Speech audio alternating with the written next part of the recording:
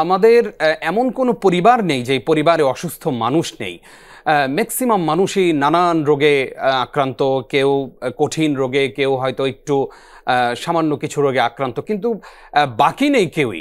আপনার কাছে জানতে চাই যে এই অসুস্থতা আসার পূর্বে আমার সুস্থতাটাকে আসলে আমি কিভাবে কদর করতে পারি। আলহামদুলিল্লাহ, আসসালাতু ওয়াসসালামু আলা রাসূলিল্লাহি ওয়া বাদ। একদম বাস্তবসম্মত একটি বিষয়, যেটি আমাদের প্রতিটি মানুষ, প্রতিটি পরিবার, সমাজ, সোসাইটি, সকল মানুষের সাথে এটি রিলেটেড। যদি দেখা যায় যে এমন কোনো মানুষ রয়েছে যার কখনোই কোনো রোগব্যাধি হয় না, তাহলে according to our religion I will advise him to renew his faith and ইমান। ইমান যদি কেউ নবায়ন না করে, কারো ইমান যদি পারফেক্ট না হয়, তাহলে আল্লাহ সুবহানাহু ওয়া তাআলা তাকে দুনিয়ার জন্য ছেড়ে দেন। বিপদ আপদ, বালা মুসিবত, রোগব্যাধি কিছুই দেন না। নে তুই তোর দুনিয়াই নিয়ে নে। অতএব রোগব্যাধি মানুষের থাকবে, এটাই স্বাভাবিক। তবে হ্যাঁ, রোগব্যাধি কি কাম্য?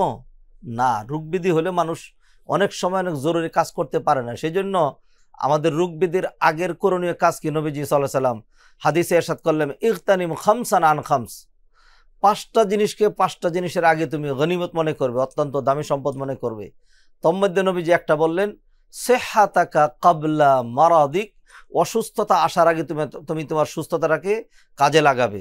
জামাতে সালাত আদায় করতে হবে, তোমাকে তাহাজ্জুদের সালাত আদায় করতে হবে, তোমাকে অনেক কঠিন কঠিন কাজগুলো করতে হবে। অসুস্থ হয়ে গেলে মানুষ মসজিদে যেতে পারে না, কাঙ্ক্ষিত মানের ইবাদত করতে পারে না। সমাজ, সোসাইটি, রাষ্ট্র, মানবতার জন্য তার যেই সেবা উপহার দেওয়ার কথা, সেটি পারে না। সেই জন্য আল্লাহ সুবহানাহু ওয়া তাআলা আমাদেরকে যে সুস্থতাটা দিয়েছেন, এটিকে গনিমত এবং বড় নেয়ামত মনে করে তার পারফেক্ট শুকরিয়া যেটি, সেটি হলো আল্লাহ সুবহানাহু ওয়া তাআলা এই সুস্থতা, এই শক্তি, এই মেধাকে যেই জন্য আমাদেরকে উপহার দিয়েছেন, সেই কাজে ব্যবহার করা, এটা হলো আমাদের জন্য অত্যন্ত জরুরি কাজ। যেমনিভাবে নবীজি একে হাদিসের মধ্যে বললেন, হায়াতাকা ক্বাবলা মাউতিক।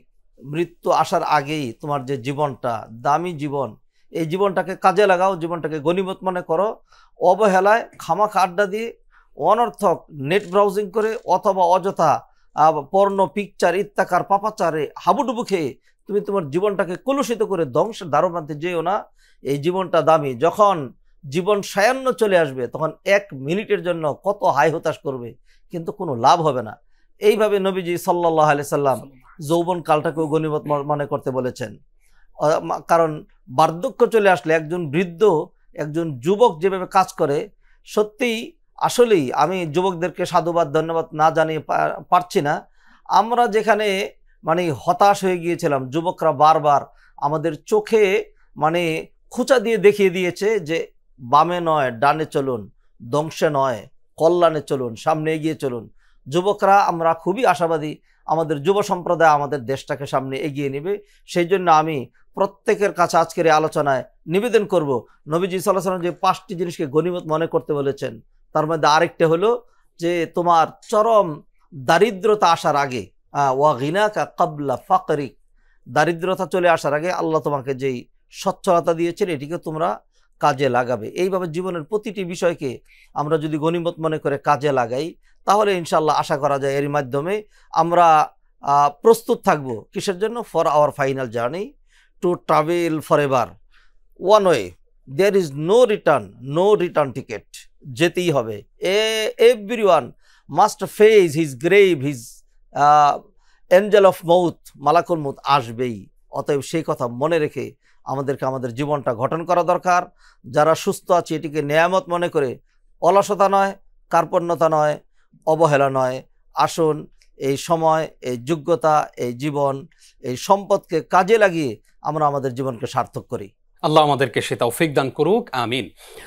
স্যার, আপনার কাছ থেকে আমরা এবার জানতে চাইব যে অসুস্থ হওয়ার পরে আমার মনে হয় যে হারে আমি তো নামাজ পড়িনি। অসুস্থ হওয়ার পরে আমার মনে হয় আমার তো সামর্থ্য থাকার পরেও আমি হজ করিনি, জাকাত দেইনি, রমজান মাসের সিয়ামগুলো রাখিনি এবং দান সাদাকা তো করিনি।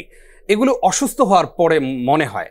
তো আপনার কাছে জানতে চাইবো যে সুস্থতার সময় আমাদের এই কথাগুলো যে মনে পড়ে না, যে আমাদের আল্লাহর কাছে ফিরে যেতে হবে, আল্লাহর কাছে আমাদেরকে যেই কোনো সময় চলে যেতে হবে। অসুস্থ হলে যখন আর কোনো সময় নেই, আমাদের হয়তো ডাকও চলে আসতে পারে আল্লাহর কাছে চলে যাওয়ার জন্য। তো সেই সময় মনে পড়লে কি আসলে আমার এই পূর্বের যে আমি ইবাদতগুলো করলাম না, এগুলো কোনোভাবে রিকভারি হওয়া সম্ভব? দেখুন, কিছু বিষয় আছে রিকভারি খুব সহজ, আর কিছু বিষয় আছে যেটি রিকভারি সাংঘাতিক কঠিন। যদি বিষয়টা ডাইরেক্টলি মানে related to our lord, to Allah সুবহানাহু ওয়া তাআলা হয়, আল্লাহর হক যদি নষ্ট করে থাকে, তাহলে সেটা রিকভারি খুব সহজ। বান্দা যদি খালেস নিয়তে তওবা করে, আল্লাহ সুবহানাহু ওয়া তাআলা তার যতক্ষণ মৃত্যু জ্বালা যন্ত্রণা শুরু না হচ্ছে এবং যতক্ষণ পর্যন্ত পশ্চিম দিগন্তে সূর্য উদিত না হচ্ছে, ততক্ষণ পর্যন্ত আল্লাহ তার তওবা কবুল করে মাফ করে দেবেন। কিন্তু কোনো ব্যক্তি যদি বান্দার হক নষ্ট করে থাকে, মানুষের উপর জুলুম করে থাকে, খুন খারাপি, হত্যাযজ্ঞ, রাষ্ট্রীয় সম্পদ কেউ যদি চুরি করে পাচার করে থাকে, যার সাথে 18 কোটি মানুষের রাইট এবং অধিকার জড়িত, সেটি তো আল্লাহর কাছে তওবা করলে, কান্নাকাটি করলে মাফ হবে না, যতক্ষণ পর্যন্ত প্রতিটা মানুষের রাইট এবং অধিকার তার কাছে ফিরিয়ে না দেওয়া যাবে। তো সেই জন্য আমি মনে করি যে অসুস্থতার যেটি, এটা এই দৃষ্টিকোণ থেকে অসুস্থতাটাও একটা নেয়ামত।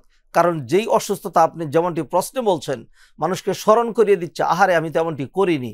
যদি মানুষের মৃত্যু আসার আগে এরকম আহারে চিন্তাটা যদি আসে, হায় রে আমি তো করতে পারিনি, তাহলে আল্লাহ সুবহানাহু ওয়া তাআলা মানুষের যতক্ষণ পর্যন্ত হায়াত রেখেছেন, ততক্ষণ পর্যন্ত তার রিকভারির, সেখান থেকে মুক্ত হওয়ার, ক্ষমা নেওয়ার একটা পথ আল্লাহ সুবহানাহু ওয়া তাআলা রেখেছেন। কোরআনে আল্লাহ সুবহানাহু ওয়া তাআলা বললেন, ইন্নামাত তাওবাতু আলাল্লাহি লিল্লাযিনা ইয়ামালুনা সুআ বিজাহালা সুম্মা ইয়াতুবুনা মিন কারিবিন। যারা নাকি তাড়াহুড়া করে তওবা করে, আল্লাহ তাদের তওবা কবুল করেন। মুফাসসিরিন কেরাম বলছেন তাড়াহুড়া করে মানে মৃত্যু আসার আগে। তো সেই জন্য যেই অসুস্থতা আমাদেরকে এই ধরনের কথা মনে করিয়ে দেয়, সেই অসুস্থতাটাকে আমরা নিয়ামত মনে করতে পারি।